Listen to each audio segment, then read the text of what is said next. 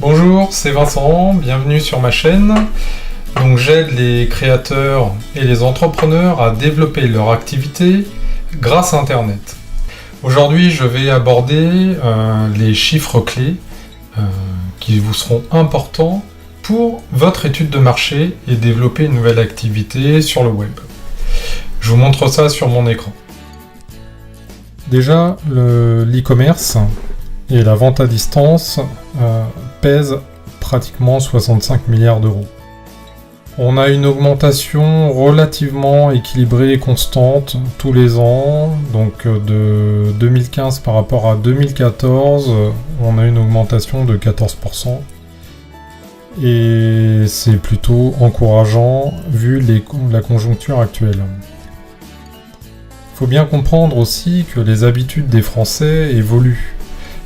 Maintenant, nous avons accès via les smartphones, tablettes et ordinateurs donc à une offre conséquente, sachant que les futures générations auront l'habitude évidemment de commander via leur mobile.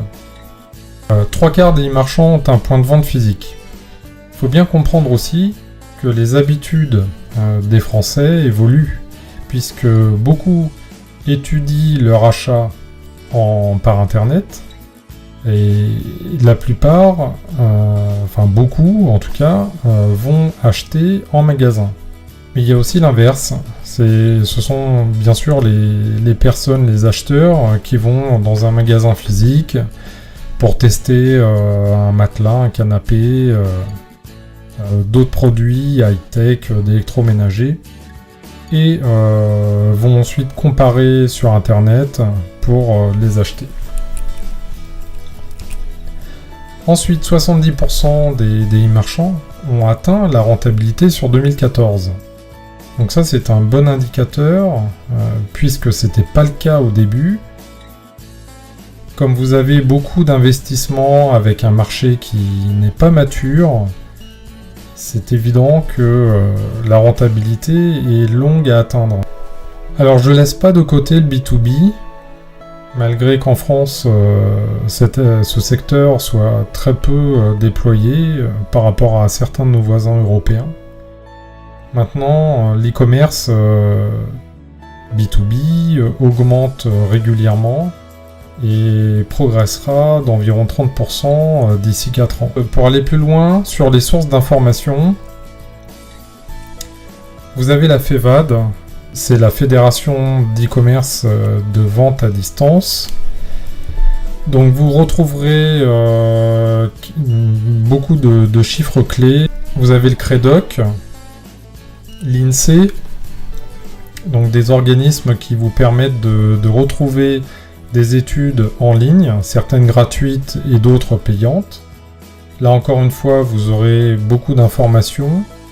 L'AFE, donc ex-APCE, c'est l'agence française d'entrepreneuriat, si je ne me trompe pas.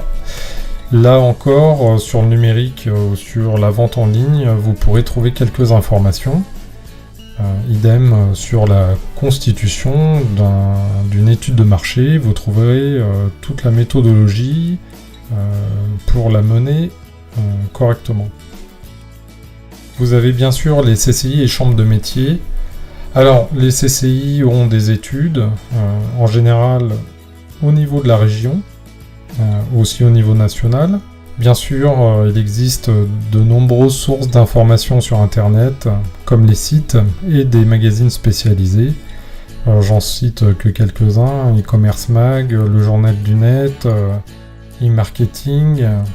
Et puis vous avez évidemment beaucoup de spécialistes, de blogueurs influents, d'agences qui vous fournissent des informations tout à fait intéressantes et pertinentes.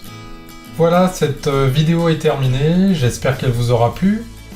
Donc n'hésitez pas, que vous soyez sur Facebook ou YouTube, à me laisser vos commentaires et des idées de thématiques à traiter pour les prochaines vidéos. Je vous dis donc à bientôt et portez-vous bien.